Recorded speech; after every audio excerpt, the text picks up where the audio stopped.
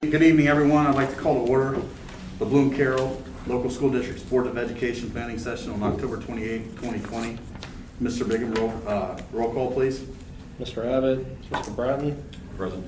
Mr. Jimmy Johnson. Present. Mr. Rod Johnson. Present. Mrs. Sherman. Present. All right, C, pledge allegiance. Led by Mrs. Sherman. I Pledge allegiance to the flag of the United States of America and to the republic for which it stands, one nation, under God, indivisible, with liberty and justice for all. Moving on. D, consider approval of agenda. Does anyone have any questions? These are our longer planning sessions. Everything looks good in the packet and everything, so may I get a motion, please? So moved. Second. Motion made by Mrs. Sherman, second by Mr. Bratton. Mr. Bigham? Mrs. Sherman. Yes. Mr. Bratton. Yes. Mr. Jimmy Johnson. Yes. Mr. Rod Johnson. Yes. E, our planning session, number 1, facilities. Okay, we, as always, we try to keep the board updated about the facility progress going on with our elementary construction project. Brought in Andy Rogers and Adam Hewer from Summit Construction, the project managers overseeing this project. And again, every couple weeks, every week, I'm sending the board the documents I receive from Summit Construction and Shore with kind of a bi-weekly update and a project schedule each week. But thought I'd have them come in, kind of talk about where they are at this point in the project, what's going right, what concerns they might have, what their plans are moving forward over the next few months. And I guess I'll kind of let them just turn it over to them. But we have the schedule. This is maybe a couple weeks old, I think. So I don't know if there's a new one coming. But this is this is just from last Friday. So I think we're good, guys. You can go ahead and give us an update.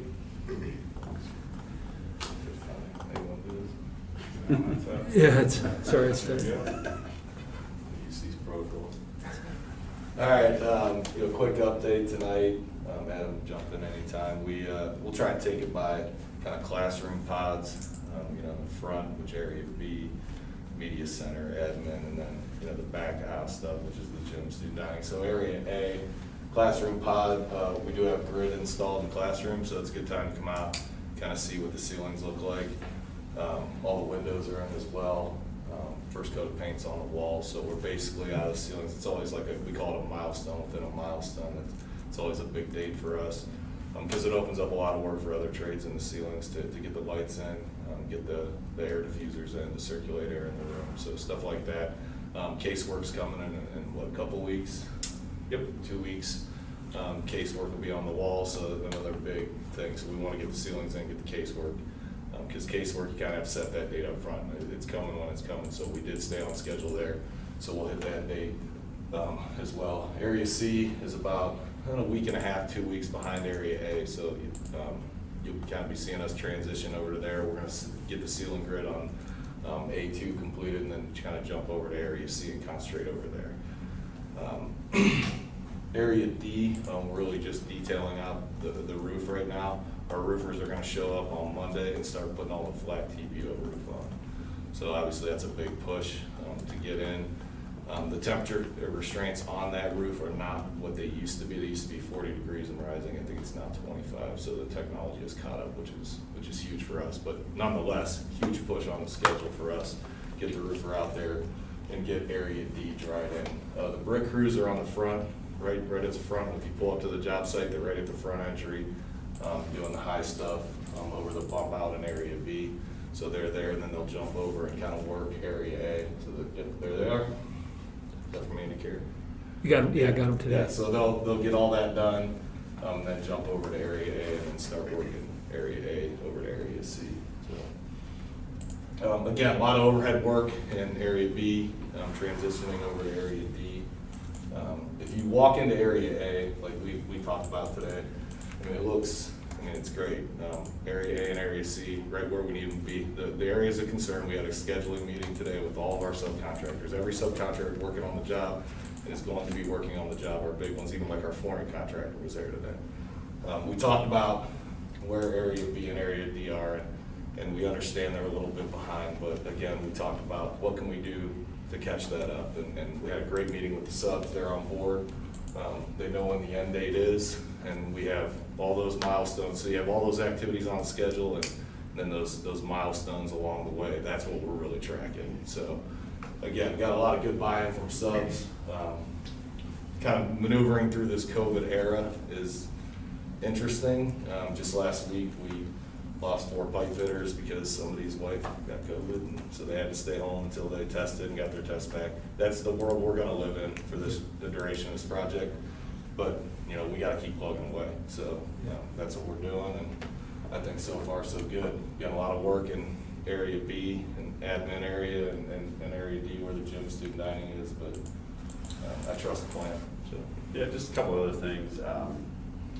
Another big milestone for us is permanent power, getting permanent power in. So that'll be in hopefully around Thanksgiving or a little after Thanksgiving, the week after, by the end of November. And then we really want to get the permanent units fired up, get the building conditioned so we can get in there and do some more finishes. So in talking to everybody today, we feel really good about the first of the year. Having HVAC systems, and we won't run them throughout the entire building, but specific areas where we're working. You guys have probably seen, we got the turn lane in, all the utilities are in, the asphalt's in. Just one thing to note with that, we did put pseudo-temporary asphalt in there, so in the spring, the last thing we'll do, we'll mill that off, put the permanent asphalt in, put the actual thermoplastic striping in. We'll temporary stripe it this fall here. I think we're going to try to keep people off it as much as we can, but we will be taking the top 1.5 inch out of asphalt and putting the permanent back in the spring. So what you see is not, you know, obviously we're going to use it. So what you see is not what's going to be the finished product. Yeah. So overall, it's just again, it's, you know, it's a battle every week on, you know, who's, you know, what's going to happen, but you know, we're trying to come up with solutions along the way, and I think we've been able to navigate through this pretty efficiently. So again, our end date, you know, that May 7th date, we reiterated that today. I mean, that date's not changing, and our subs know that.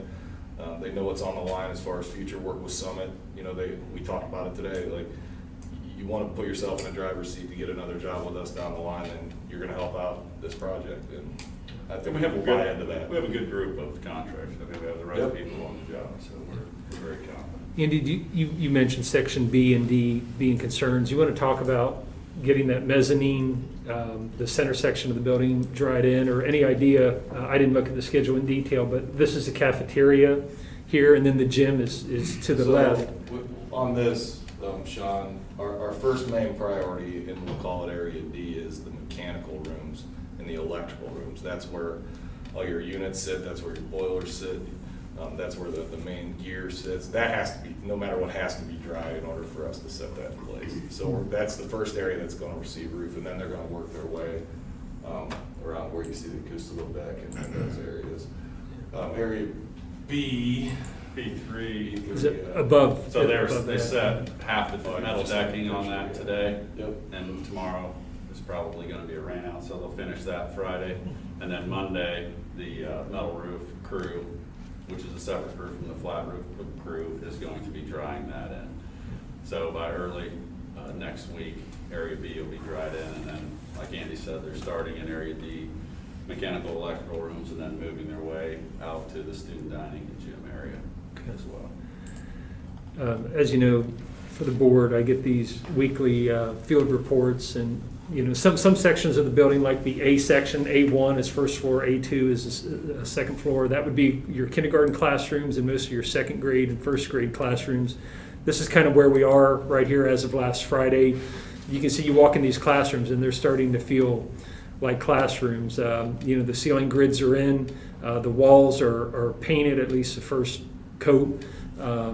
So it, you know, and then you walk into maybe section B in the middle where the administrative offices is, some of the classrooms on the second floor, and you can tell there's still quite a bit of work to do, but that's part of the schedule, and they've got a plan to just move from each section, you know, throughout the building. But the gym and cafeteria and stage area, that's really come a long way in the last couple weeks, and hopefully these guys can keep it on schedule. I mean, that's our goal, and it's important for them to stay on schedule. But I don't know if you guys have any questions, concerns, or anything that you want to. You guys seen any problems with getting material or future material and the price fluctuation? I do construction too, so the prices skyrocketed on lumber. I know you guys are doing metal studs and so forth, but has that affected anything or? No, all the main stuff has been bought out and purchased, so that's all secured from when we bought it before. The main thing no, not really, Jimmy, on the material side. The main thing is the labor. The labor has been a challenge. There's no doubt about it. Just, and somebody gets COVID, and then, the whole guy's there off for a few days, and it's so we just got to navigate that. But yeah, from a material standpoint, we really haven't seen. No, material, I mean, the mason, we've supplemented our mason, we brought in an additional, 8 to 15 guys, depending on the day. It's really helped us out tremendously to get a lot of the interior work out of the way, so. You guys are on track back after that, after we had that discussion. Yeah, 6 that weeks was, ago. if you go back probably a month and a half when we had that conversation, when we knew that the bottom line is who we hired, that they're a very good mason, but they just don't have the manpower right now. And we said, look, we hopefully can work together and allow us to bring in another crew and help you, because it's gonna help us. And we did that, and you can see from a month and a half ago to where we are now from a block standpoint, it made all the difference in the world. Yeah. So it was a There very. was a situation where we initially told them at least 3 weeks we'll need you, and it turned out everything was working out, so we kept them for an additional 2 weeks. So we had an additional crew for 5 weeks, and it's paid dividends on the job. So. Yeah, you never know bringing in another Right. company. What that is, it's going well. We're like, well, hold on, let's just keep this going. Yeah, so it was good. From a quality standpoint, I couldn't be more happy with what we're seeing out there in the field from a quality standpoint. The job looks great. It's clean. I think that's a tribute to our superintendent, who really takes pride in what your building looks like, even when you're not in it. So it really does look good. They at the site, they were able to get some areas seeded. It's kind of some of the green space areas, they didn't get it all done. I think the plan is after we get 2 inches of rain over the next days, it looks like it's going to dry out, and I think they're trying to get them back here to seed possibly kind of that area around the detention pond or behind it, but between the construction trailer, there's some green space. I know they got the landscape mound done, and I think they got the green space behind the building seeded to try to get some cover on Yeah, it. you can see the grass coming up. Yeah, it's coming up The already. seating guy was on site today, and he'll be back on Monday to continue. Okay, so I think that's Good it. deal. Keep up the good work. Thank you. That's awesome, thank you guys. Yeah, Thanks, guys. welcome. Thank you all. Thanks, guys. Very much. All right. Appreciate your time.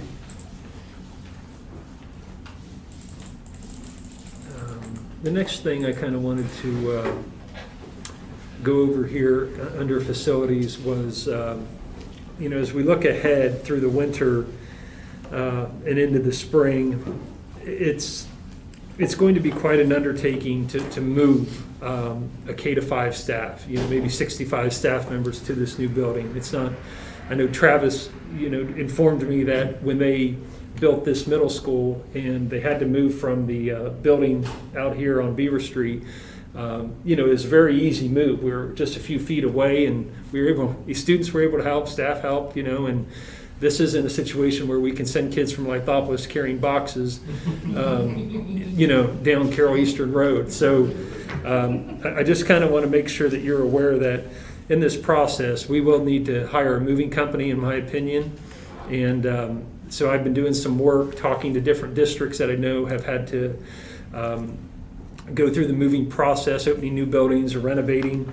And I will be I will be going out just to kind of set the initial message, but also to listen to what some concerns might be in that moving process, so I can formulate, more details. But right now, I do have some draft plans for the moving process for our staff, and Again, I'm going out to the intermediate school on Thursday. I'm meeting with the primary school in the middle of November to go to a staff meeting. But in my experience, I worked in a district where we had a lot of building going on and we had moves going on. And I looked back through some things, but also talked to, like I said, the recent districts that have moved. And basically, just so you know, I mean, this building is fully furnished. We are not moving furniture, filing cabinets, old wooden bookshelves from the 1930s, 40s, 50s. In my opinion, you always want your new building, and this is standard from district to district, and when you talk to OFCC, they really recommend that you leave the old things behind. You want the building to be clean and fresh and have some room to move. And if you go in our current elementary classrooms, they're really compacted together with a lot of old furniture. Sometimes new teachers that come in are inheriting decades old books and boxes that nobody touches from year to year. They just haven't been cleaned out. And I guess my message, my message going in is really that we just can't take everything. And it's kind of like your own house. If you haven't used something in the last year or two, you got to really question, is it worth keeping around? Do you need it? Do you need to take it to the new building? But no furniture. We need to purge some items. And there's a process for that. But in terms of moving, the items that I've kind of highlighted are certainly items that are still in draft form, but we will be using a professional moving company. The goal right now, I've talked to 2 different companies and received some quotes, and the movers will be, the target date is June 14th to pick up packed items out of the current classrooms, and then during that week of June 14th, get them moved to the new elementary school by the movers, and they will be put into the classrooms where that staff member is going. And then at that point, the items will sit in packed boxes. They're called speed packs or Tyga boxes, which are plastic containers that moving companies provide. And then sometime during the summer, the staff can come in, or I also want to kind of mention that in the development of a school calendar, I want to provide more work days than what we typically have to allow for that transition and that move for the elementary staff. And even time to unpack if they didn't do that during the summer. The companies, both of them provide labels. They have different names for their packing boxes that they provide the school districts with, but there's a labeling system. Basically, you put a label on the side of the box. You stack all the items that you need moved at the front of the classroom. They come into the primary school, or the intermediate school, or the 5th grade classrooms here. They load up the boxes. They take them out there and put them in the location that staff member will be assigned to. Again, this is a draft. This is a draft at this point. I'm going to go talk to the staff. I'm going to see, what concerns or questions they have, and then get a more solid, procedural guidelines in place. But I did provide a couple quotes. They're on pages 29 of your electronic packet. I guess I just want to point out, I have checked references. These companies have worked with schools. They do a lot of office moving, but the first company is called Plains Commercial Services, and they've been great in terms of service. You can see the quote or the price for the quote is on this page 30. It includes obviously relocation. They estimate about 80 hours of project time. They would provide 1,700 boxes, 1.5 cubic feet boxes, and they would also provide 200 speed packs, which are, I can show you what those look like. And then about 200 sheets of labels as well. Their quote was $31,000. There are some differences that I want to point out compared to the next quote, Premier Office Movers. They have worked with Dublin schools, Upper Arlington schools. I've checked references. Those schools continue to go back to Premier Office Movers. Lancaster City Schools use Plains, the first quote that I just showed you. It's really, I don't want to say it's a toss-up, but, I'd like to hear, if any of you have been, thought about this process or had any concerns about it, certainly bring them to my attention. The Premier Office Movers, what I notice and what I like about that is if you look at the screen, number 2, there's no change orders. We know what change orders can do. This is a guaranteed price for their services, all right? That's one of the biggest things. As you scroll down here in the middle of page 34, the Premier Office Movers guaranteed not to exceed the quote, no matter how long it takes to complete your move. You can see the price is comes out to $24,700. Again, the schedule would be mid-May to drop off the Tyga boxes and the speed packs, so our classrooms, those are available to our classrooms.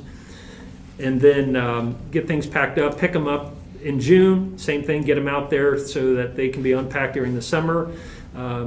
This price includes keeping all those items through the end of August.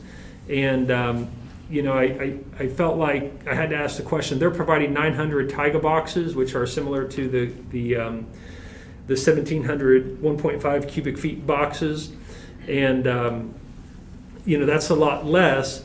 But Premier said that they will provide any additional boxes as needed, free of charge, if we end up needing more. They felt like we wouldn't need 1,700. Based upon their walkthroughs. Dennis and I went through each classroom with them, and but if we need more, there's not a service charge to come down and drop them off. We're not being charged for any extra boxes, and they've been very, very accommodating. At the top, the one thing I should point out here, library carts and textbooks, those things are packed. This company, they state that they will pack all library carts and books from libraries and classrooms. The other company said you have to do that. And again, their price was a little bit more. They were only going to provide 16 library carts. This company, Premier, will offer 70 library carts. Basically, they take the shelves just like they are. The books stay in order. They go on a library cart on wheels, and they go right back so the books are in order when they get to the new school. Okay. Those were some of the main differences, and Travis, I don't know if there's anything that you noticed between the two that you want to point out, but I feel very comfortable with either one because they both have worked locally, and they're both Columbus companies, or they have Columbus offices on the west side out around Hilliard area, and they both want the business badly, and up front, I feel that we got, from this company, I feel that we got their best price right out of the gate. The other one wanted to know what the other company had and, re-quoted. I mean, it's like $6,500 difference. Yeah, and I feel like we're getting better service. So I just want you Looking at the to, quote though, it's so much more thorough. Yeah. yeah, Just yeah. I guess, they've already pre-thought a lot of things. yeah. I guess what I'm preparing you for is the moving process is never squeaky clean. There's always issues with it. Something happens, a box gets misplaced. Yeah. If there are personal items that need moved, those personal items, that's up to the teacher. We're only moving school property. In some of the guidelines, the school is fully furnished, all the rooms, no furniture, no filing cabinets, mobile or fixed shelves should be tagged for a move. If there's something that we determine that we need to leave behind, and after a couple months in the new building we need it, these classrooms we can go back to the school and get that, but they may find out that, hey, after a couple months, I guess I don't need that like I thought I did. So, we can always go back and get items, but things like sometimes refrigerators, the health department and fire department with refrigerators and microwaves, those things should not be moved into a new school building. We have teacher workrooms, prep rooms, lounges that there are refrigerators and microwaves and copiers. Our staff doesn't have to move any of their technology items. Our IT department will move the Chromebook carts, copiers, printers, docking stations, student records. The office secretaries will need to pack up and box with the boxes provided. And then, again, the moving company comes in and moves everything. So this last page, these are Tyga boxes. There's carts that they're on wheels, and I think the one company's providing 900. And then these are speed packs. Also, there's a cart that goes underneath them. They're about, I think, 38 inches deep. I don't know how many cubic feet they are, but they're about 30 inches wide, 38 inches deep. And you fill them up, you put a label on them, and it says room 254 at the elementary, and that's where they go. So, don't know if any of you have questions, but I probably need to follow up. Travis and I need to follow up with one of these moving companies and make a decision so we get on the schedule. And for me, it's kind of a no-brainer. I'm not asking for a vote, but is there anything, What account does that money? any questions that you think I should be asking? What account does that money come out of for moving? It can come out of the construction fund. It's in section 3 as a potential. It's not in the budget right now, so it would come out of our contingency, but that's probably what I would recommend. Sure. I think personally, with the second company, Premier, for the dollar, and like to Jen's point, their proposal, it's well thought out, put together. Super Great, thorough. great, Other great- schools, yeah, they great know what to references. expect. Yeah. I think to save $6,500, I think that's a no-brainer. Yeah, with no additional price Yeah, increase for an exactly. extra trip down here, And an I'm extra trying to lock box. it in as soon as possible, just in I case. can't imagine those boxes aren't gonna be enough. The whole point is to Yeah. take less. Teachers, Right. myself, have rep. Well, So when you leave a yeah, classroom, it's, I think we all want, and I think the teachers want, you want to walk into a classroom and you want it to feel welcoming and open and airy as much as possible, and OFCC, we can't take furniture. Every classroom in grades K to 3 has a rocking chair for the teacher with an easel. They don't need to take the rocking chair that's Right. here, or the carpet, or, some bookshelf that was put together with particle board, 25 years ago. So they're fully furnished classrooms. So, but anyway, I just wanted to make sure that you guys were aware that that is something that didn't have to happen in the last move for the district, that needs to in this situation. Absolutely. So, yep. okay. The last part under facilities, the school calendar will be impacted by the opening of a new school. We have a process in our negotiated agreement with the teachers union on the development, and we have board policy and there's state law about the development of a school calendar and the approval of a board calendar. But we are working on that. Our agreement says by November 1st, I have to provide relevant dates to the Teachers Association representative, and I have done that.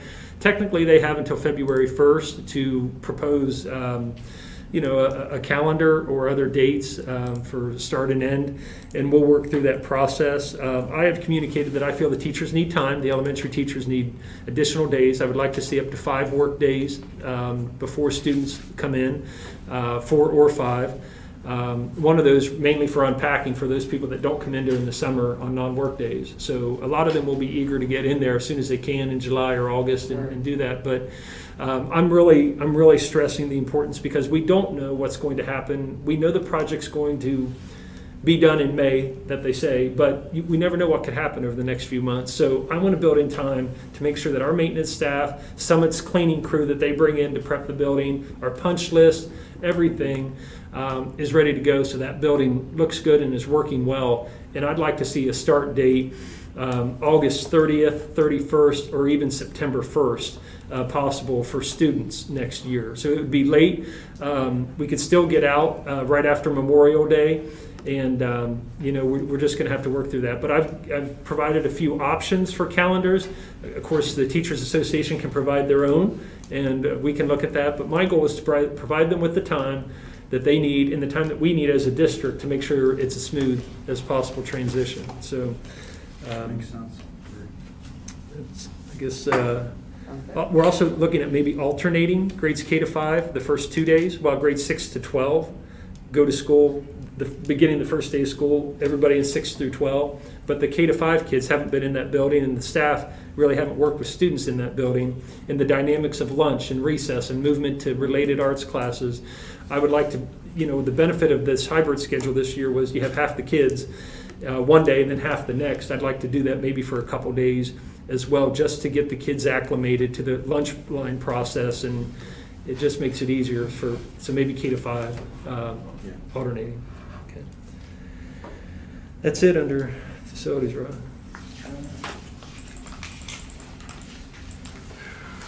All right, Number 2, personnel staffing for 2020, 2021. Yeah, so just so you know, we've been aware of this for the last couple of years, but the preschool classrooms, we know at the Lithopolis facility will occupy 3 or 4 classrooms in that 1960 portion. That's been part of our facility plan. Again, we have preschool classrooms at Liberty Union and kids at Amanda Clear Creek right now, and then we have one of our own preschool classrooms at the intermediate school. We will have 3 to 4 preschool classrooms attending Monday through Thursday. I anticipate this building, whether I have to have the board approve it, but it'll be the preschool and learning center. The ESC has informed me they really need some classroom space. If they could have a couple classrooms, we're looking at that as well. But in terms of manning that building and maintaining it, it is still our building. It's a Bloom Carroll building. We have to clean it. We have to maintain it. We will manage it from an IT perspective. The ESC is simply using the classroom space just like they do at our high school currently and other school districts throughout the county. But they plan to put a supervisor for the preschools and also probably a secretarial position. We would be providing a custodian. But what I wanted to show you was the square footage, because as we talk about personnel and staffing for the 2021 school year, you can see on the screen here the square footage. The square footage currently is about 278,000 in our district. Next year, the operational square footage will be about 341,000. That includes using about 15,000 square feet of the preschool. The new elementary school is 107,000. This middle school is 118. The high school is 95, and then we have the district office. So we're increasing. We're building a 107,000 square foot building, but we're also taking the modulars out of use. The classroom modulars out of use and the primary school out of use, and then nearly a third or more of the intermediate school out of use. So the net increase is about 63,000 square feet of cleaning and maintaining. And so as we're looking at this for next year, we currently have 15 maintenance and custodial people. And just for example, at the first shift custodian at the primary school only works 6 hours a day, and over the second shift custodian at the intermediate school in grades 3 and 4 right now only works 4 hours a day. So, in order to have 2 first shift people at the elementary school during the day for grades K to 2 and 3 to 5, and then in the evening also cleaning those areas, grades K to 2 and 3 to 5. Travis and I really believe, and Dennis, our maintenance supervisor, really believe we need to make sure we have full-time people in first shift and second shift out there. And we've been planning on this. We've already increased their hours this year, a couple due to COVID. So the increase won't actually be as much as what we're seeing, because the 4-hour person at the intermediate school is actually working up to 6 right now. And then our first shift custodian is already working 6, and then she's a lunch monitor for a couple other hours. But we would be taking her from 6 hours over to 8 hours total, or 2 additional hours. In addition, we really believe we need a new position, and that is because we've got to have somebody at the preschool to handle, cleaning up the facilities after the preschool students, and to be on site during the day to not only take care of the yard and facilities, the grounds over there, but also be available to clean the building, to respond to accidents with the preschool students. And we've been anticipating that increase of a full-time position there with classified staff. So as you look at a breakdown of the buildings between this year and next year, it is a net increase of 1.75 positions, or 14 total hours that we would be adding. So that's about 1.75 positions. And something to keep in mind is we do have a we do have a second shift custodian here that cleans the 5th grade classrooms. So that individual, obviously could also be split and maybe pick up the cafeteria, pick up the gym at the elementary school as well. So, Travis, is there anything you want to add? No, I mean, we've been planning on this. This isn't something that we're just now inserting into the budget. We knew with the additional square footage if this was coming, so. Looking at other areas, class size we'll have to really monitor. We've had a lot of kids come and go due to COVID. Our current class size is counting the VLA kids and our in-person kids in grades K to 4. We're at 1 to 24. I feel okay with that. I'd always like it lower, but it has been much worse in this district. But we're just going to have to monitor that. And then with transportation, we'll actually be in a better situation. Transportation will be more efficient for those preschool vans that we're running. And we will also be moving one of the grades from the middle school, high school. The fifth graders are riding that middle school, high school bus route. It'll open up room on our middle school, high school routes, and we have room on our elementary routes. So the fifth graders will be riding that K to 5 bus, and we'll be getting students home a little bit faster in the evenings, or a lot faster in the evenings. So, and getting them to school in the morning. So, Travis, any other staffing areas? Or, okay. Any questions there?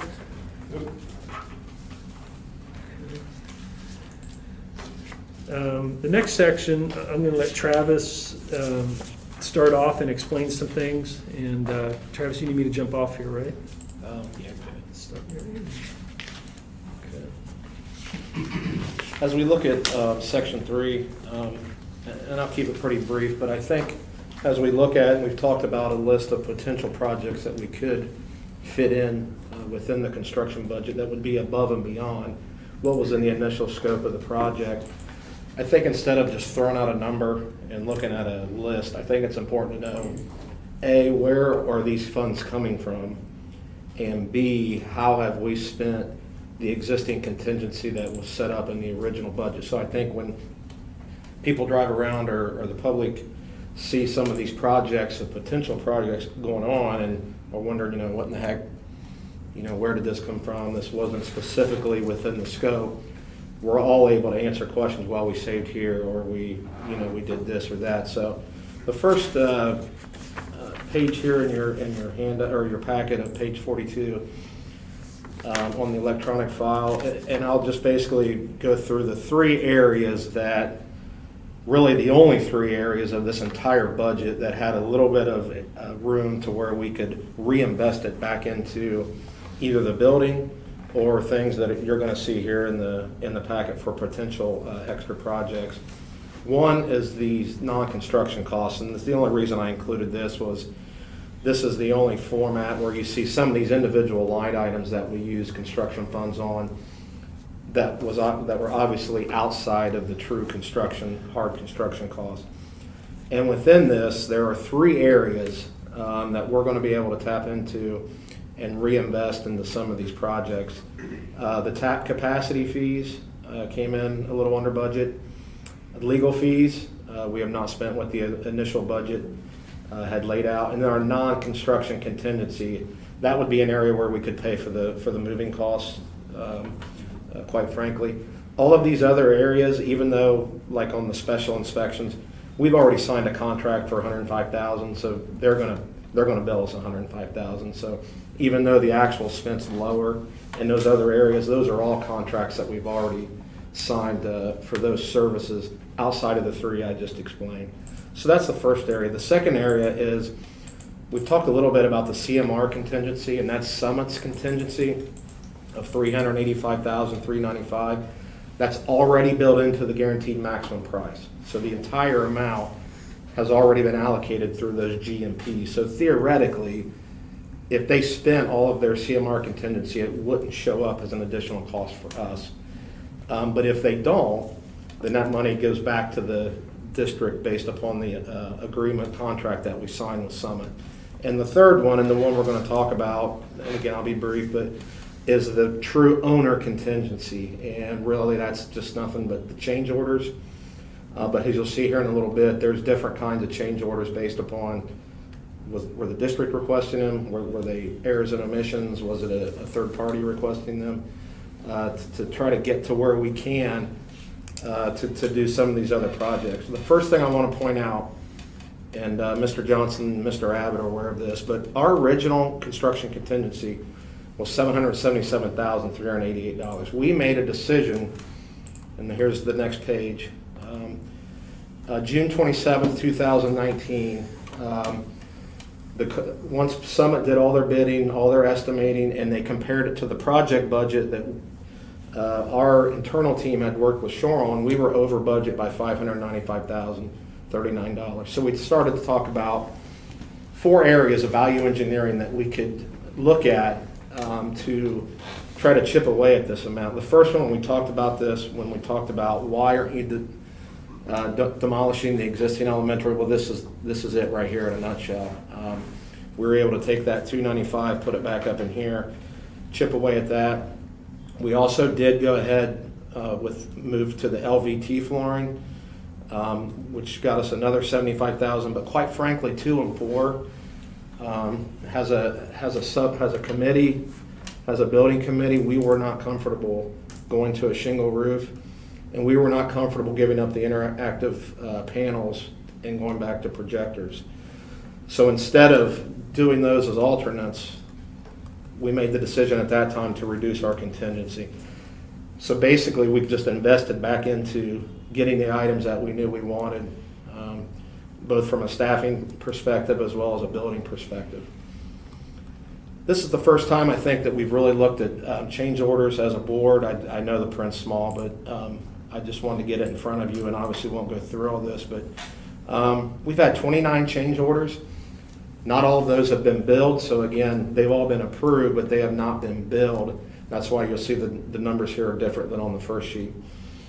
As you look at the reasoning for these change orders, and again, I won't go through all that, but you can kind of see inevitably in any project there's going to be some errors and omissions on drawings. Big projects like this, it just is what it is. I know we get frustrated sometimes, but you'll have that. The field resolutions are mostly things that just come up.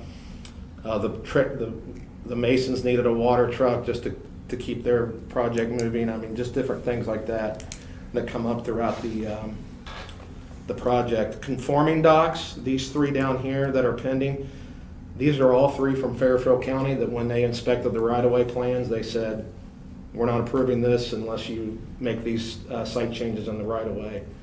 Our hands are tied there basically as well. The last thing I want to show you is owner request. Some things that we as a committee looked at and said, we know it's a change order, but we really feel this is important to have in the new building. Change order 009, the gym, the backboards being adjustable. Again, all the different teams and groups using that. We thought that was important. Owner request on additional conduit for future site lighting. I believe that was to run the conduit, so when we were ready to put lights at the tennis court, we would, since they were already in the ground and ready, that would make it a lot easier instead of tearing up. We also ran it to the area behind the building, to the green space, in case that ever needed to become something else. We would have a 4-inch conduit out there as well. Change order 21, we thought it was important to put a playground fence around the K2 playground. That was an owner request. I'm going to get to the furniture here in a second because that was a big one that we'll talk about. And then the kindergarten playground, we talked about that. I think Sean had a meeting, Mr. Johnson, if you want to talk about the kindergarten playground and how that got to a change order. So in the design process, it was clear that we have issues on our current play equipment at the primary school. There's a big difference in terms of maturity with a 5-year-old compared to a 7-year-old. And we had, at the beginning of last school year, we had like 5 broken arms in about a 2-week period. And even though it's within the appropriate age and meets all the codes, there is dramatically a height difference for some of this equipment.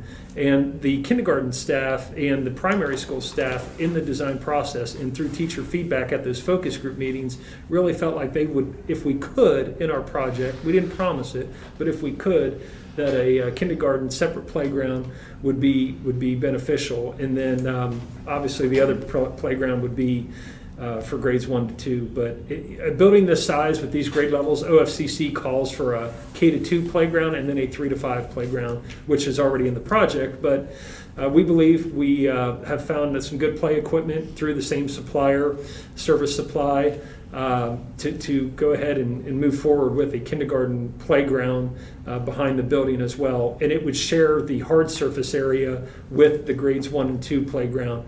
The one thing I want to point out is that out of 29 change orders, like Travis said, things happen out in the field as you're working on these, but only five of these are from the owner request from the school district, and that was furniture, a K playground, extend the playground fence to provide more area, adjustable backboards. I don't see the point in putting 10-foot rims in a gym for kindergarten kids. They can't even get it there. So OFCC doesn't include adjustable backboards. I feel if our rec programs are going to use these, it's going to be expense later on, and if we're going to have phys ed class, the kids need to be able to use the equipment. So, and then lighting for the conduit is just planning ahead for potential issues, but those were our requests.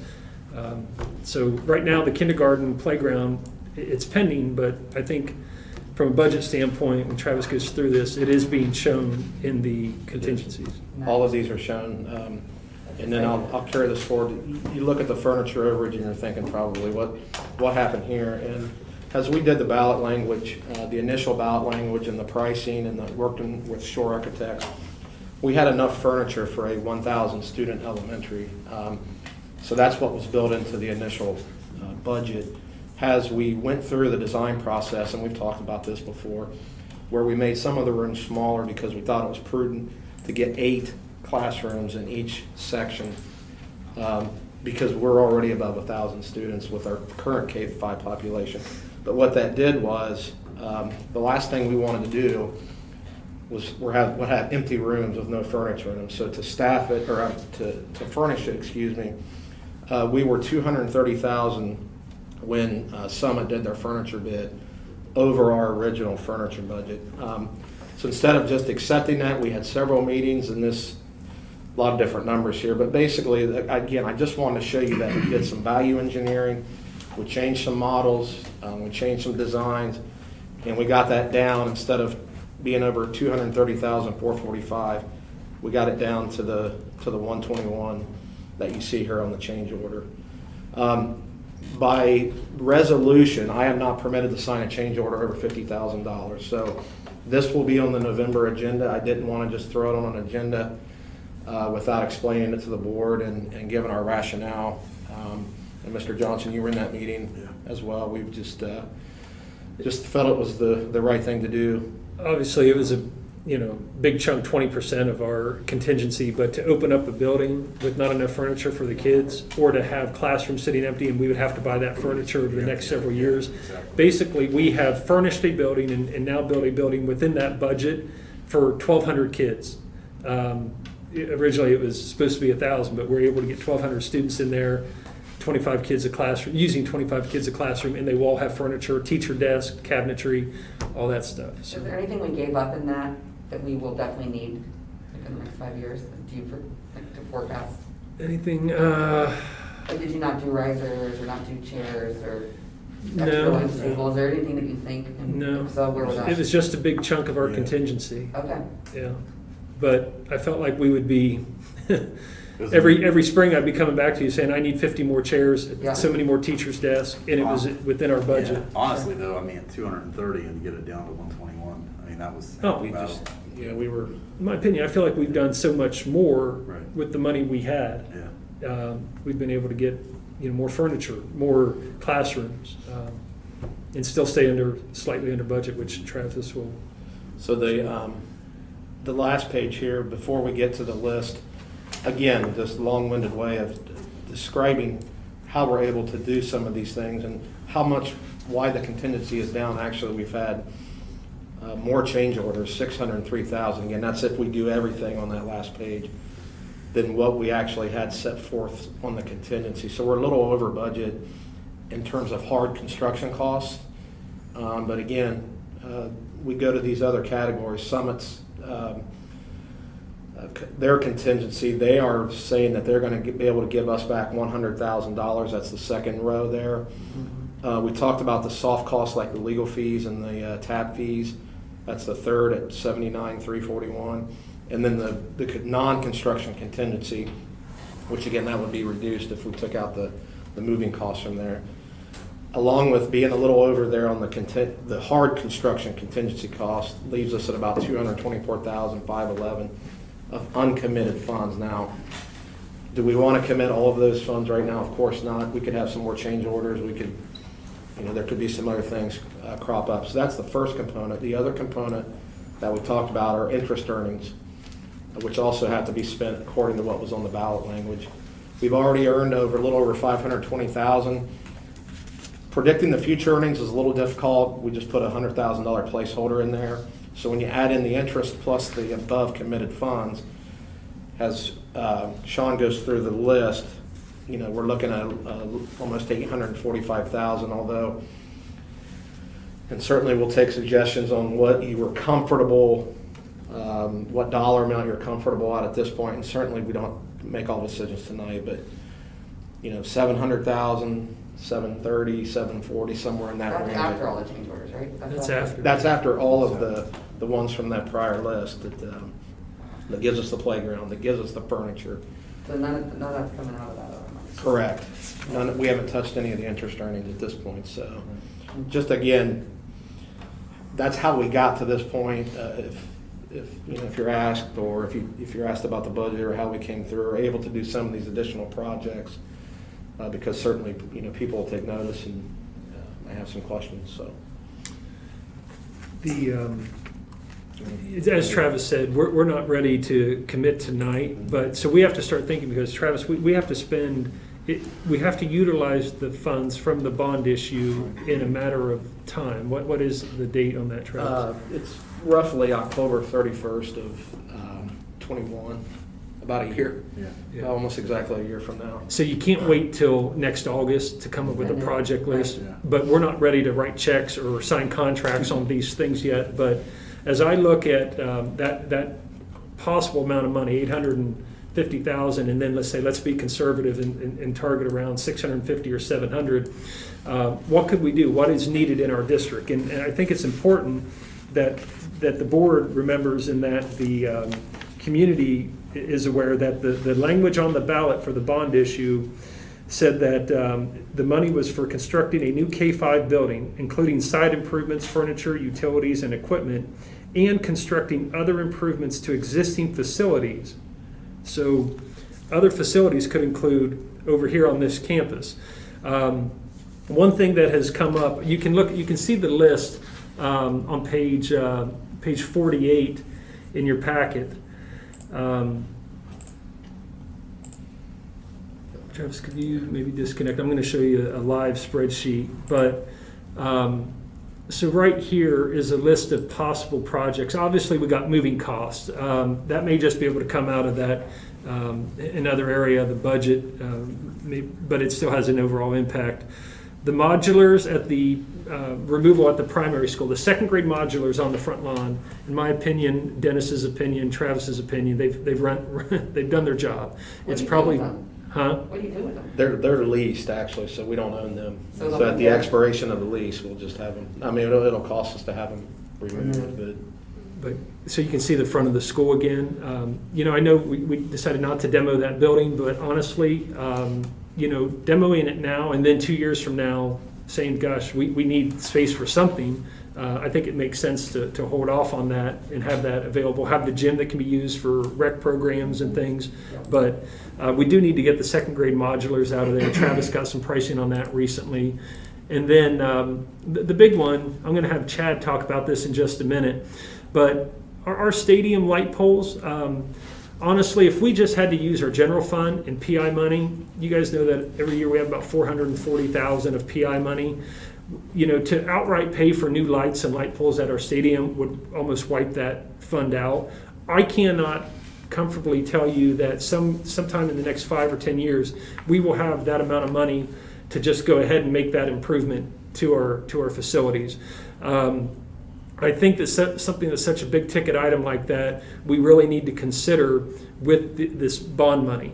And what I mean by that is, we're on light poles that are 40 years old, put in 1982 or 80, something like that. The lights are the same age. They're not very efficient. We bring in lifts. We got to replace bulbs all the time. Sometimes they work, sometimes they don't.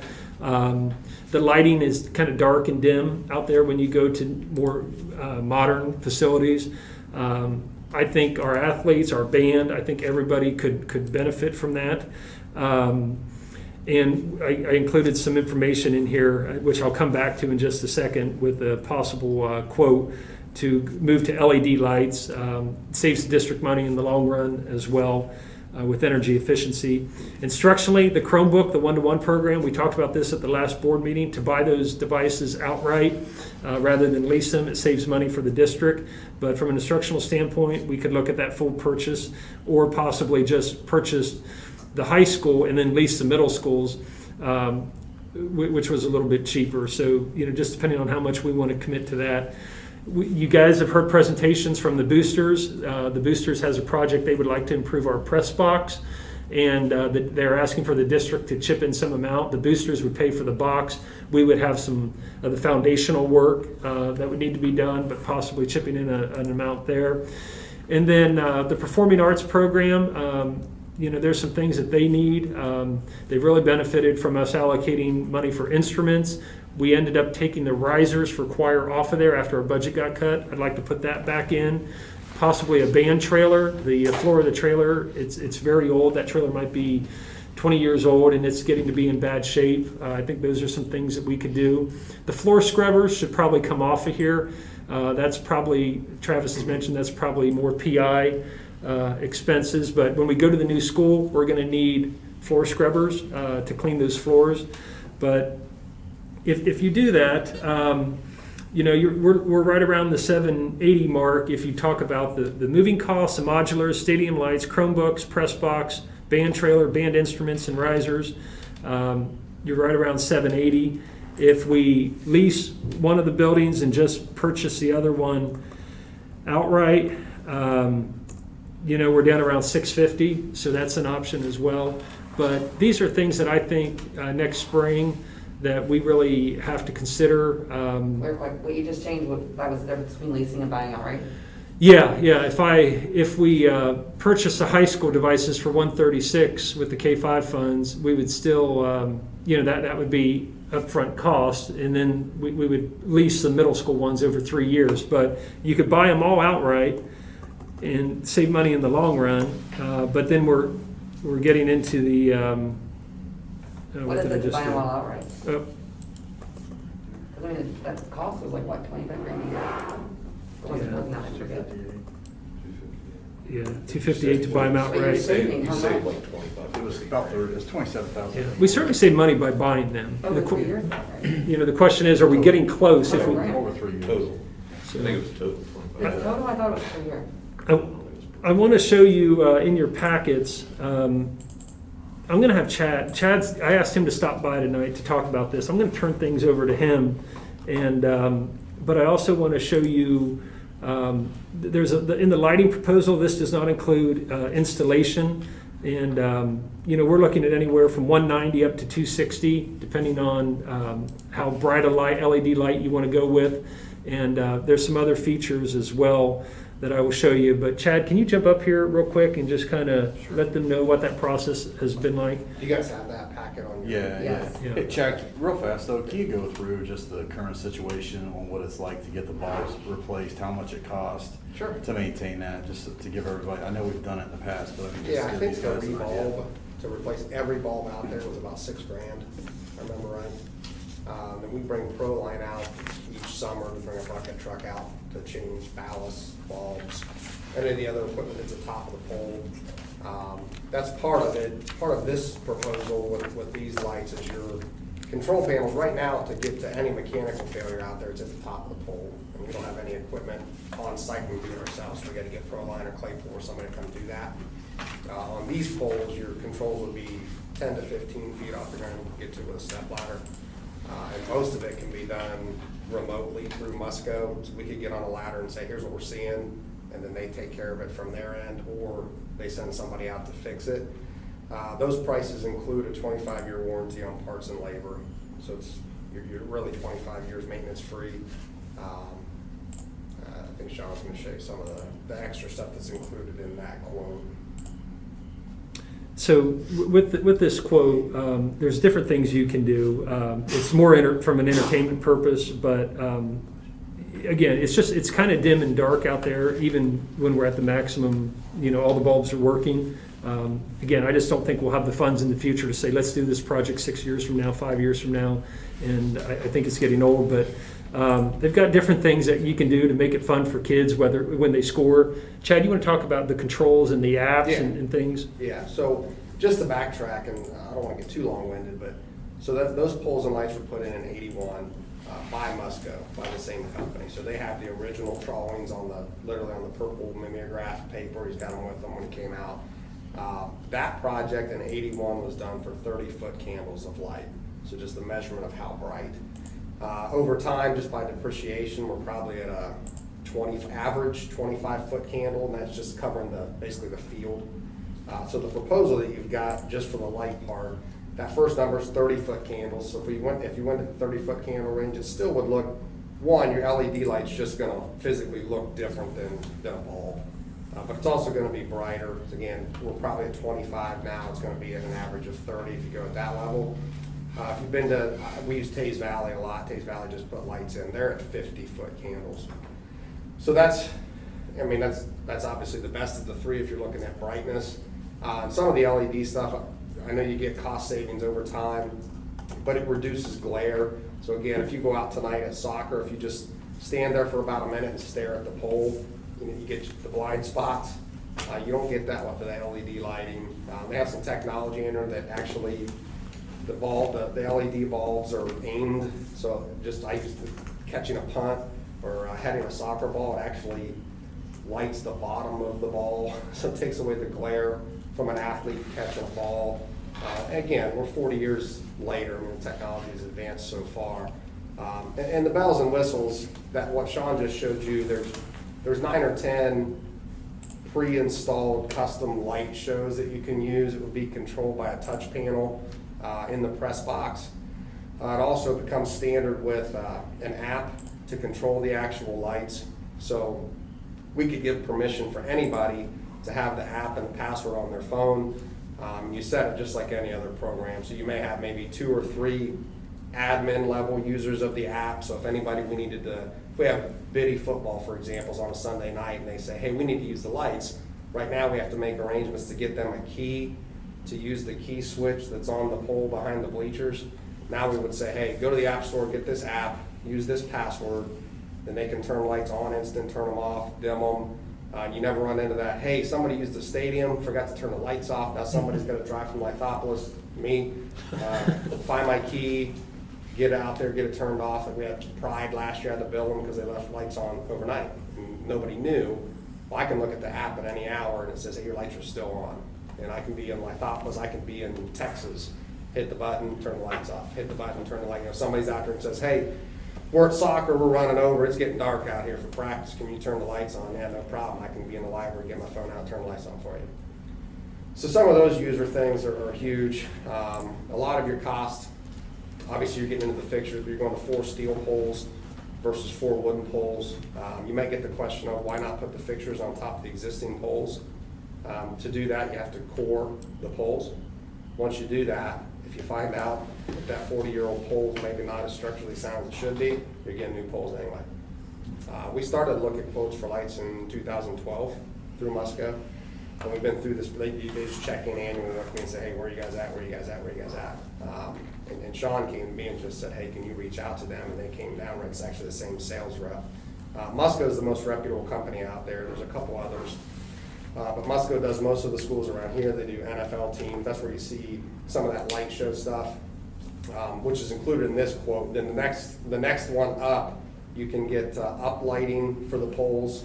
So you could do Breast Cancer Awareness Month. You could have pink poles. Like that. Spirit Week, you could have purple poles. But you increase costs because you have to run dedicated circuits out to each of the 4 poles just for that. You can also do up to 3 songs a year. If you have the licensing rights to the music, you can send the music to Musco, and they will choreograph a light show to the song that you send them. So you can use it, for pre-game announcements or whatever, and literally the lights, go with the beat of the music and the drums and whatnot. I think they had some examples on the computer, but it's pretty neat. If you look through that whole packet, I know Sean had some questions and we were going through, like if you look at like the football field, and there's all those random numbers, there's 55, 43, 51, those are just average light levels. So when you talk about, if we're gonna go with a project and say we're gonna go with the 50-foot candle, that 50-foot candle is the average light level that you're gonna get on that coverage area. So you are gonna have some above 50, some below 50, and they're done, some of those done strategically, so you may have higher light levels at midfield. You're gonna have a little bit lower light levels at the goal post or in the soccer goal area, so you're not blinding a kid, a little bit less light. And you still, even in those numbers, you do have some opportunities to cut costs. So even if you said, gosh, we really would like to go at the 50-foot candle, but it's a little bit too expensive, you could trim poles. And I think this is for 80-foot poles. You could say right now we're at 70-foot poles. So you could go to a 75-foot pole.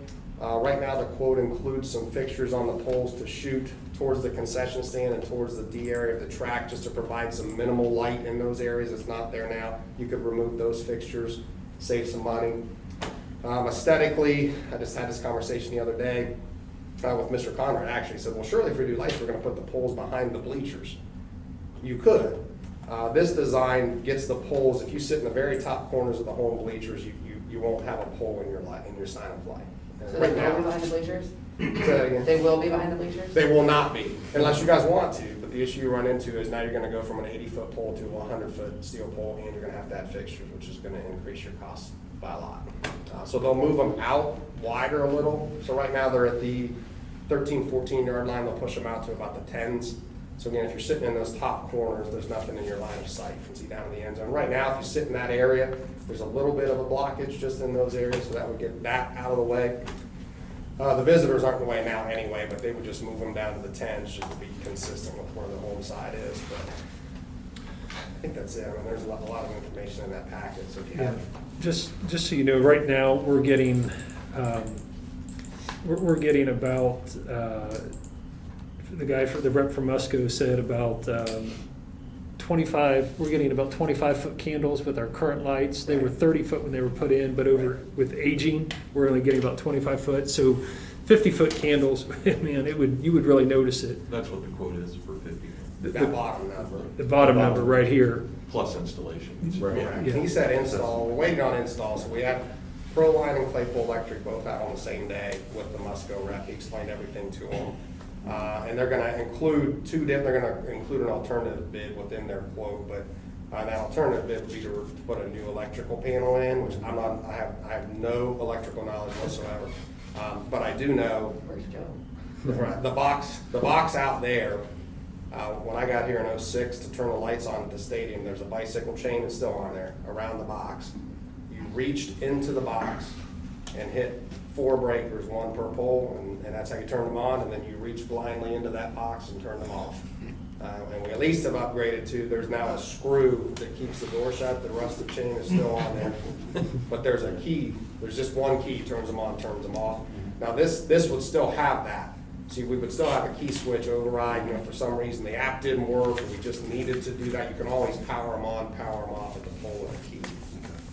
But the other option is to use the app. So just so I understand correctly, so the estimate with the 350 that we have in here on the spreadsheet, that's for 50, correct?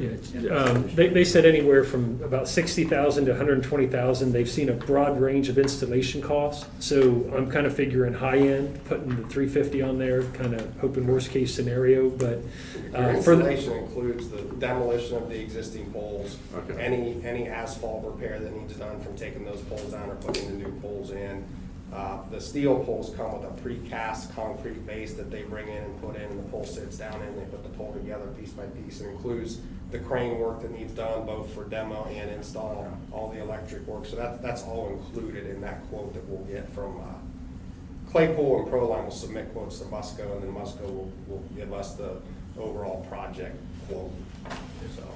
And then you can still reuse the current lights. Well, Potentially. I asked him that question specifically. I said, if could we use the existing fixtures at a baseball field, at a tennis court? His opinion was the value of those fixtures is, right now, is scrap value, is what he told me.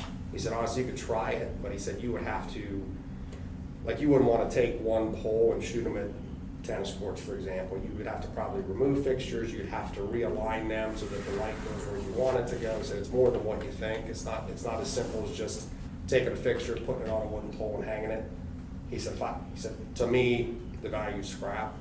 You know, I mean, in an ideal world, we'd love to take them and use them somewhere else. We certainly could try it, but he seemed to think there's not much more value than scrap. So. He's a sales guy. He is a- I know. he is a- Try it. But they are must-go lights, the ones that are out. Oh. And they do still sell lights that are, you know, like these. If you say, hey, we don't want to go LED, we want the bulbs like what's out there, they still offer that type of product. It's better than what it was 40 years ago, but they still have the halogen light bulbs. The only question I have here is, obviously, if we're at a 25-foot candle now, Right. and we're doing good, why do we need to go to 50? Well, I would say we're not doing good. Yeah, Uh, Yeah, I don't think. We're getting doing- by, I should say. I mean, We are getting yeah. by, and that's been. We're playing, so that's a good thing. Agree, we are getting by, and I say this the same when I talk to the boosters and you guys about press box. If we don't replace that press box for another 20 years, we're still gonna play soccer and football. If we don't replace lights, we're still gonna do that too. So we certainly will get by, there's no question about it. So if it ends up being, this expense isn't gonna work, we get it. And it's not gonna affect performance, it's not gonna affect. I just don't see in the next 10 years when the district will have this Chunk of money. chunk of money. Well, I agree I think with those that. lights will end up being 50, Yeah. 60 years old, and just Agreed. good luck. And they're expensive every year when we bring in, you know, bulb replacements and ballasts are, you know, need replaced. It's just, And those truly are the two pieces, in my opinion, the two pieces left at the stadium that would finish the stadium for the next 20 to 30 years. yeah, the entrance, the concessions has been done, you know, I think we got our There could be little turf. things here and there, you know. but I know we have turf replacement coming. I know you said Musco does everyone's lights, but is there another company to just quote it to compare, or no? Very Like, good. is that- I have that named out in my office as I was trying to think of. I know we used them before and everything, but. Sure.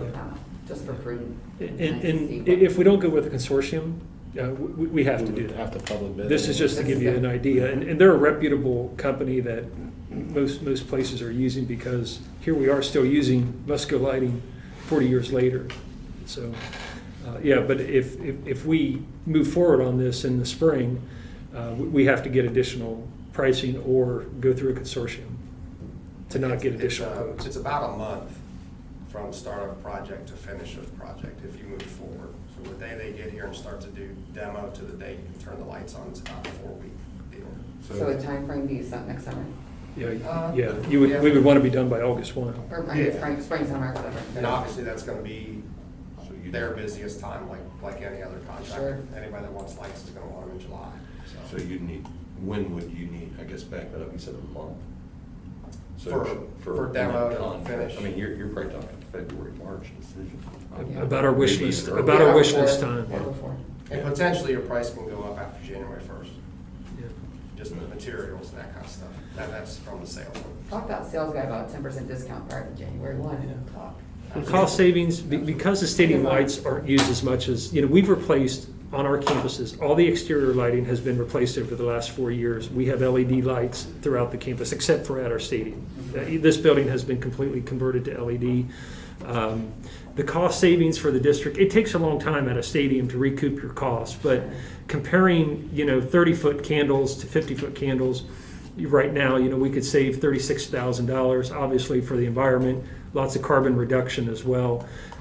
If you look at the 40-foot candles compared to 30-foot candles, you save over, you know, about $42,000 over 25 years. And then finally, 30-foot versus 30-foot candles, you save obviously less energy usage. You're saving $48,000. So I just wanted to put this on your radar, because talking about it in April will be too late. And I just wanted you to be aware of. The other thing, I don't think we're going to be able to do, but somehow we're going to have to figure something out someday. As you know, we park buses in driveways, and a lot of small districts do that. I don't think we will be getting any smaller as the years go on, and I don't think this is the plan. These are sketches, these are concepts, but potentially we ran conduit out here to this green space, so that we had something out there for, if it's ever developed in the future. But a bus, we have buses parked back here. We have buses in driveways. We have buses by the student parking lot. The bus cage is not big enough. Right now, we have about 20 bus drivers, just over 20 bus drivers. If we become a district that ends up with 3,000 students, 4,000 students, 15 years from now, I think one thing a school board, it may not be us, but a school board needs to consider is finding a bus compound, garage, location. Had Tony Shore put together a sketch with Glenn Decker of some options, and I don't think this is the best option, but they just literally slap it on here. But this area down here at the bottom is behind the existing elementary school, showing bus parking for over 40 buses, staff parking where they would pull in, get on their bus, a bus garage or office area as well. Tony will have some pricing for me later this week. I wouldn't go with this particular plan. This is not a priority for us right now, in my opinion. The board can have another opinion, and they can proceed with however they want to proceed. But this is just an option. I want to put it on your radar that, some districts are in a city where there are warehouses and large parking areas where they can lease a facility for a bus compound. I drive around Carroll and I don't see, I do look along like the old McDonald's area and look at areas there that, could one of those buildings be used and turned into bus compound and parking for a central location. Obviously right here at this elementary school is a very central location, but this is another example of, maybe something in the future where a bus compound or garage could be a transportation office. But the problem with that is if you ever develop this back area, then you got to relocate your bus garage. So just an idea, something I wanted to put on your radar that I think the district, Travis and I feel the district will need to consider somewhere down the road, but I don't think the funds will be there completely with this excess funds from the elementary budget. So any questions about the finance section, or the budget for the project, or excess costs, a possible project list for either one of us?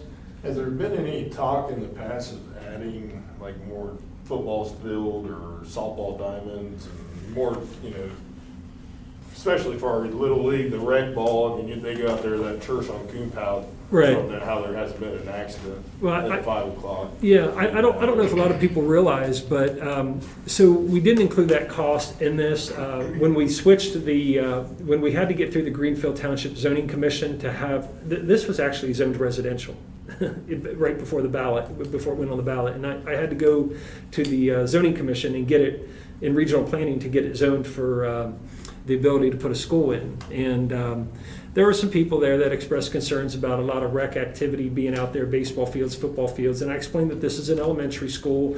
There's very little activity in the evening. Didn't feel like baseball diamonds and stuff like that was in the budget at the time. So we kind of stayed away from that. But what I want to point out is we put a lot of green space area in this area on this map right here. This is the size of a football field. That is seeded now with grass that can be used for biddy practices for phys ed class. Also back here is green space, close to the size of a football field that can be used. It's got good drainage. There's detention, water retention and drainage around it. But this is certainly an area that can be used. Our high school teams could go out there and practice soccer on a grass area.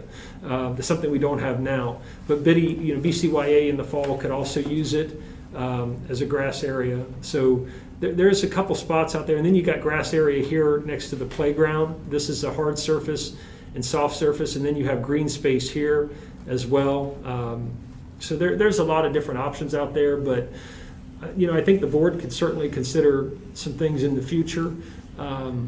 I mean, you had $100,000 for a baseball field over there. Yeah. On The other thing to consider is, right now our FFA program is still farming over 30 acres of this, and there's some neat things that the FFA program is going to be able to do with our elementary students. We're looking at pumpkin patches and things for the community out here grown by our FFA program to come in, and all the kids can get a pumpkin. Community can come in and get a pumpkin. There's going to be wildflowers and a butterfly garden and stuff out there. So, there's some neat things that I think the kids can really benefit from. But again, it's always up to the Board of Education if they want to put fields out there. I think there's some work to do with the trustees, zoning, the neighbors, those kinds of things. Yeah, we have so many more kids. I mean, everybody knows how our facilities are, so it's just, Yeah. I think it's something we'll have to look to sooner than later. I hope this is mature enough next fall, right here and out front. That's why we wanted to get the seed in this year, that it might be able to be used for like BCBA, for football and, high school soccer and those kinds of things, if they want to go out there. Tennis will be out there, obviously. So, Rod, I don't know if you want to jump to the last part. Just want to Yeah. give a quick update. Yeah, it's been section 4. Mr. Hahn's going to give a COVID-19 update. Thanks, Okay. Chad. Yeah, thanks, Chad. There's a lot of, I want to say, anxiety, apprehension about the surge in cases again. I think it's just important that we continue to take week to week, day to day. We continue to hear about people being tested, parents being tested, children quarantined because their parents are positive.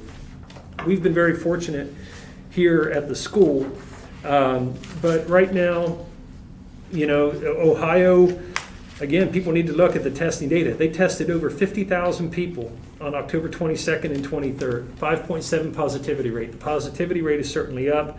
We haven't been impacted yet with students and staff members. We have it coming. We're going to see positive cases. We keep getting lucky that people are negative. And we've had a lot of testing going on, just like, in any county. But I do expect the county to move to level 3, which is their red status, tomorrow. I do anticipate. I was surprised last Thursday that didn't happen. There are 543 active cases in Fairfield County. There's 157,000 people in the county. That's 0.3% of the population. The mortality continues to decline. There's been 5,256 total mortalities allotted to COVID. Age 50 and over account for 97% of the deaths in Ohio. There are still 2 fatalities in age group 0 to 19. If you look at the CDC website and look at the infection fatality rate as of September 10th, that's their most recent data, there's a 99.997% survival rate if you are infected for ages 0 to 19. Ages 20 to 49 has a 99.98. Age 50 to 69 has a 99.95 survival rate. And age 70 and over has a 99.46 survival rate. So in the 0 to 49 age group, the infection fatality rate is lower than the overall infection fatality rate for the seasonal flu in that 0 to 49 or the 0 to 49 age group. According to the Journal of Hospital Medicine and the Journal of Critical Care this week, they published that the mortality rate continues to decline even though infections are up since May. Looking at our instructional status, again, I want to try to stay in 5 days a week. We have 166 kids on VLA. I think we need to continue to support them. If we have an outbreak, in a building or in the district, I'll need to consider some other options. But I do believe that kids need to be in school. There is an online option for families that don't feel comfortable. They can still sign up every quarter and move to the all online learning. It's hard. No matter what I do or say, everybody's got a different opinion about which status is best. And, Sean, that 166, is that after the kids came back? Yeah, we were about 265 in That's what I August. thought. We're down to 166 right now. Yep. So we're still providing that time. I've heard some positive feedback from families that thank you for providing time for the teacher to check in daily. I wish we had a full regular schedule, but I just don't know when and where we're going to be able to make that transition. I would like to say we won't stay on this early release all year, but it's too early to tell. I just don't know. Things could really change quickly. If you have an outbreak with staff and they're quarantined, If I lose my whole first grade, I probably got to shut the primary down, if they're all quarantined and I don't have teachers to teach. So, How is it from a sub perspective? I mean, have you seen? a lot of unfilled positions, but, we've been able to use our permanent subs that we're using to help cover. Had to do it today. Teacher was ill, had to leave, use a permanent sub, no problem. Every building has one, and we've been getting by. But again, if one teacher goes home ill and the doctor says you need to go test and they become positive and they say, well, we had a meeting and we didn't stay 6 feet apart, it could take out the whole grade level. So we really stress the importance of, even when you're meeting, trying to stay 6 feet apart. Is the contact tracing the same as it was last meeting? Yes. All the kids that were quarantined, not once? Don't get me started, but. I'm not, I just wanted to know, I've been telling people that, and I want to make sure I'm Yeah, accurate. 6 feet for 15 minutes, and, within 48 hours of the onset of symptoms. New Albany High School, I've expressed my opinion about the contact tracing. That is the unmanageable part, certainly. So, BC cases, since July 1st, we've had 13 cases, 12 cases if I was allowed to count the actual false positive. We've had 5 staff members, 2 from the ESC there, and then 8 students, 2 at the middle school, 6 at the high school. Since September 15th, since when we had to start reporting, we've only had 3 total cases, 2 staff members and a student. In terms of PPE, we have a stockpile of 3,500 N95 masks. There's more that are out in the building. We have 9,700 surgical masks, and there are more in the buildings. Kids and staff have been using their own. EMA and Homeland Security has continued to work with us and provide a lot of those.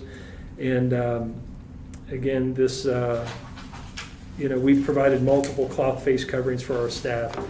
I guess the question I do have, I'd like to hear some input. If I have to shut down for a couple weeks, if there's a huge surge, what do you want to do with sports, middle school and high school sports? In the summer, we said activity is important for kids. If we're in red, band and sports.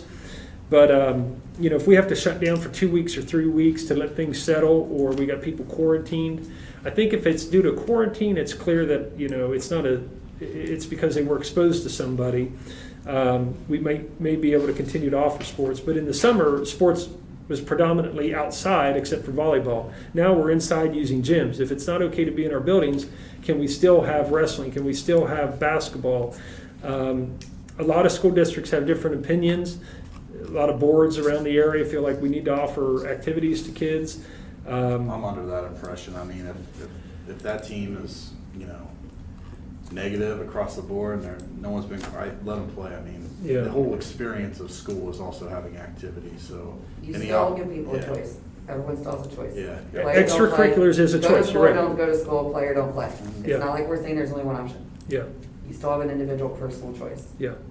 Okay. I'm all for it. I just want to know what you guys will support, when people say, well, you're all about sports, well. If people want to play and I they mean, want it's the same to. with But I think band it's too. also different, Yeah. right? So let's take a basketball team of 10 to 15 kids, that's the group. If they're all You- healthy.